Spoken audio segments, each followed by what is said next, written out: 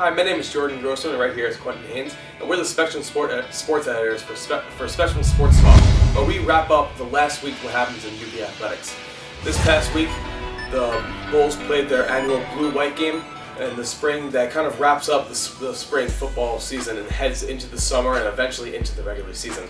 There have been a few changes under head coach Lance Leipold, including a much faster paced offense and defense, which has been evident in the practices. Quentin, what have you been noticing about the defense so far in the spring practices? Well, defensively, you see the things that we're going through. There's some changes now. There's a fourth defensive tackle there.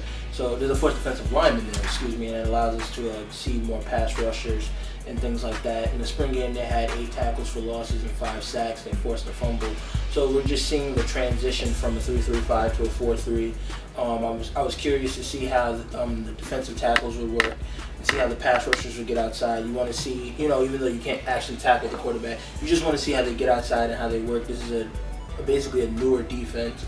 A lot of new players coming in, so you just wanted to see how they performed in their first game. Well, as opposed to the defense, the offense has a lot of returning players, including senior quarterback Joe Licata, Anthony Taylor, and receiver Ron Willoughby, all of whom broke out last year. This team is poised for another offensive breakout season.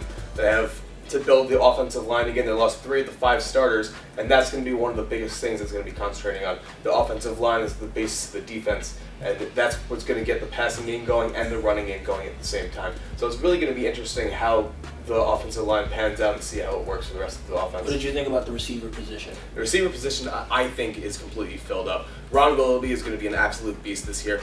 I think that he's going to repeat for his around 800 yards and around 10 touchdowns this year. They also have a lot of really good slot receivers this year, and Jacob Martinez. Jacob Martinez is a very speedy slot receiver who I think is going to make a lot of big plays down the stretch. Also, Marcus Mcgill, another experienced seasoned player. He's going to be possibly filling in that 2 spot to replace some of the receivers that left last year. Had a touchdown in the spring game. I'm not concerned with the receiver position. I think Joe Licata is going to do just fine with them once he comes back from his injury. I think that they're going to have a poise for a very big passing year.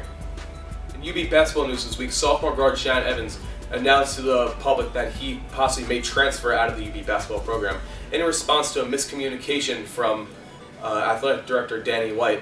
But in reality, it seems that there's a little bit more to the situation than just a misunderstanding with Danny White.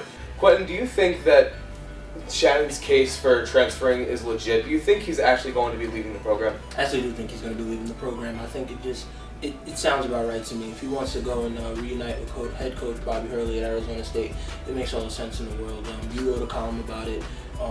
I think that if he wants to go and prove himself on the highest stage of college basketball, he should be able to do that.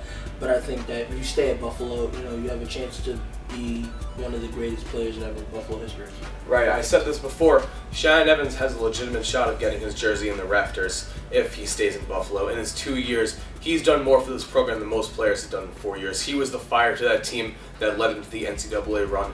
And leaving right now kind of puts a really big hole in the point guard position. They do have a lot of really good guards coming up this year. They have Torian Graham coming up, who's a phenomenal 4-star recruit. They have Lamonte Bearden, who's expected to break out in his sophomore season. They're very set at the guard position, even if he leaves. But I still think without Shannon, this team isn't an NCAA caliber team. And the weird thing is, if he leaves, you now worry about the post Justin Moss future as well. He had one more year after this year.